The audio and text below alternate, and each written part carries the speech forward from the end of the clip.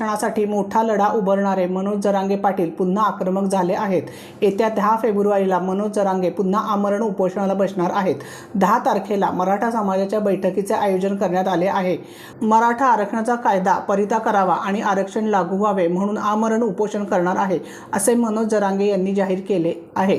जालन्यातल्या अंतरवाली सराठी येथे सोमवारी आयोजित केलेल्या पत्रकार परिषदेमध्ये बोलताना ते म्हणाले की काही राजकीय पक्षाचे लोक सोशल मीडियामध्ये मराठा आरक्षणाबद्दल चुकीची पोस्ट करत आहेत। ते लोक कोणत्या पक्षाचे आहेत आणि कोणत्या नेत्याचे आहेत हे मी जाहीर करणार आहे। पुढचे 2-4 दिवस त्यांना संधी देतो।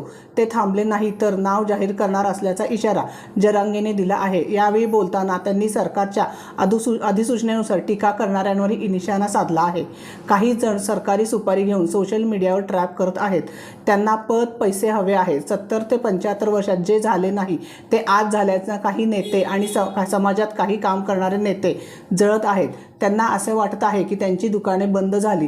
त्यांच्या ट्रॅपला मी घाबरत नाही, असे मनोज जरांगे यांनी म्हटले आहे। रणनीती न्यूज चॅनेलला आजच सबस्क्राइब करा आणि रहा अपडेट।